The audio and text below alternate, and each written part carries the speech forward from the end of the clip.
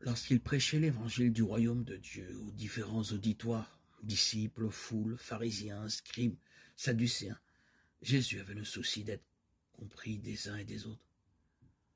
C'est pourquoi il s'est souvent exprimé en paraboles. La communauté primitive a, par la suite, transmis ces paraboles ou ces récits à des auditoires tout à fait différents. C'est pourquoi nombre d'entre elles ont reçu alors un éclairage nouveau, un accent autre. Parfois, le texte a dû être l'objet d'amplification.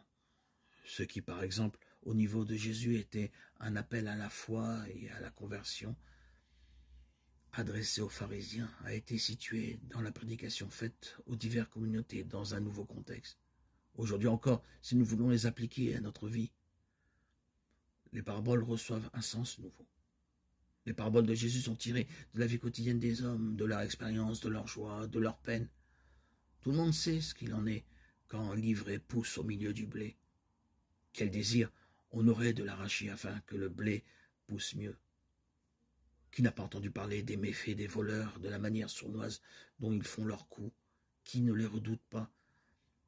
Chacun de nous comprend-il l'attitude du serviteur à qui son maître a remis une dette importante, qui s'en réjouit et qui, malgré cela, refuse de remettre à l'un de ses amis une dette insignifiante? Qui n'a pas eu l'occasion d'admirer la persévérance et l'astuce de certaines personnes? Qui ne s'est pas impatienté contre un hôte arrivant à une heure indue alors qu'il se disposait à se reposer? Ces expériences de la vie de tous les jours sont une aide précieuse aujourd'hui encore pour comprendre les paraboles.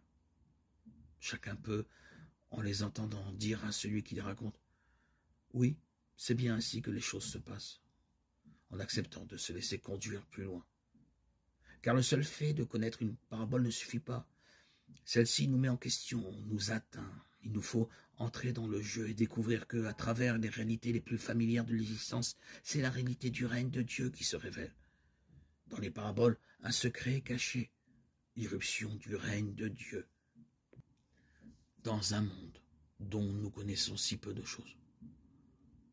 Pourtant, quand nous sommes touchés par telle parabole et que nous découvrons qu'elle s'applique à nous, quand, dans la foi, nous répondons à son appel et la faisons nôtre, alors le royaume de Dieu est au milieu de nous.